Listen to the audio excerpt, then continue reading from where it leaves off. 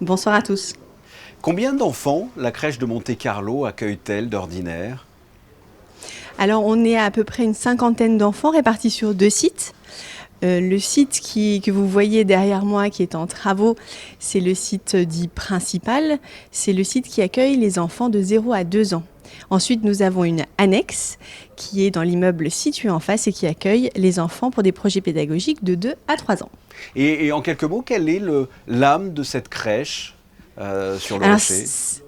oui, alors vous savez, en mairie de Monaco, nous avons beaucoup de structures collectives d'accueil différentes. Nous avons les crèches collectives, les micro-crèches. Nous avons le jardin d'éveil qui est également dédié aux 2-3 ans.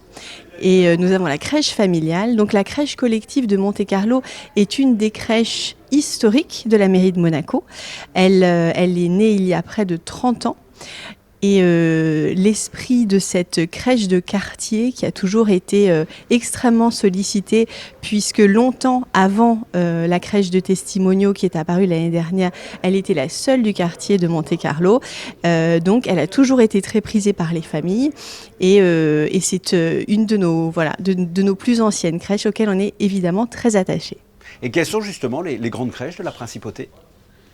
La plus grande est la crèche de l'Île aux Bambins, qui peut accueillir jusqu'à 65 enfants, qui est située à la Condamine, qui nous permet justement par sa localisation d'être très centrale. Et l'autre grande crèche qui fait pendant géographique, c'est Testimonio, avec plus de 50 enfants et qui a vu le jour l'année dernière.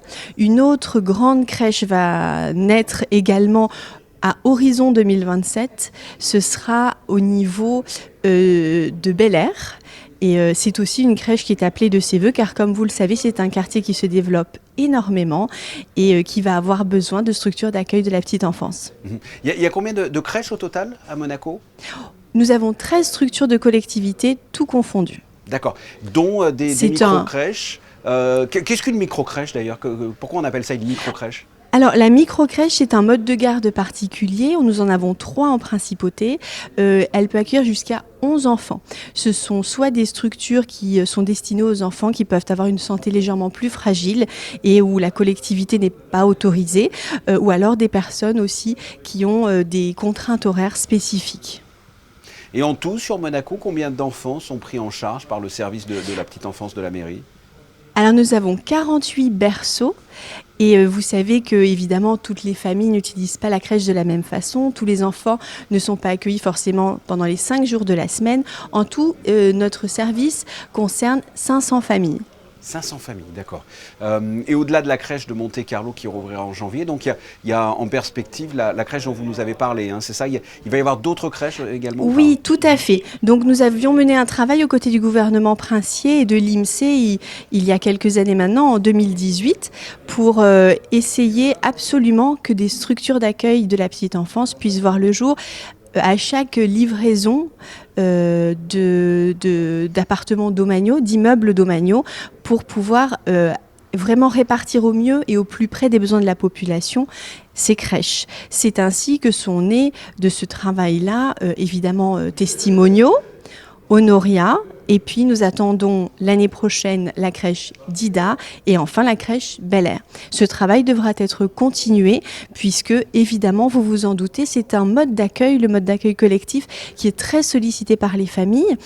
C'est une tendance que l'on voit qui n'est pas forcément corrélée avec le taux de natalité, mais qui est un vrai changement des mentalités et qui amène de plus en plus de familles à opter pour cette collectivité et on en est très fiers. La petite enfance, c'est aussi le mini-club qui accueille des enfants pendant la période estivale. Hein. Tout à fait. Oui, nous avons la chance aussi au service petite enfance et famille de la mairie d'avoir cette structure, la seule structure d'accueil pour les enfants de la principauté de 3 à 12 ans qui se trouve sur le territoire monégasque et qui est au Larvoto, donc placée au mieux.